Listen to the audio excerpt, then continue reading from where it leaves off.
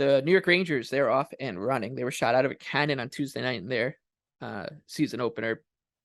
Looked really good in a win against the Lightning. They're plus 110 on the road against Minnesota, minus 130. The over-under here is 6. This is another situation where the market rated these two teams very similar. I know they're in different conferences, so you got to take it with a grain of salt, but the over-unders were really close to one another. The make-miss playoffs, both were around 20 to 1, that 18 to 20 to 1 range to win the Stanley Cup.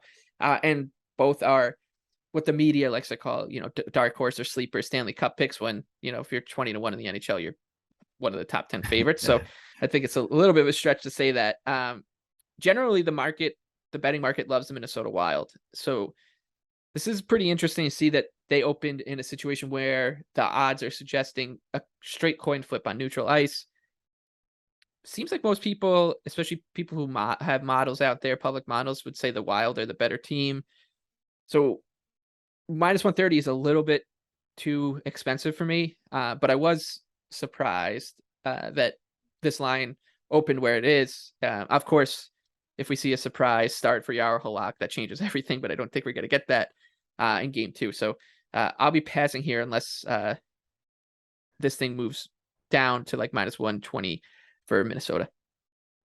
Yeah, I don't really have anything here. The Rangers looked unreal last night. I know neither of us are obviously big Rangers fans, but I think it's probably hard to say anything but that. So I think that maybe that'll attract some people on the Rangers here, but we'll see. I thought they played a really sharp game last night.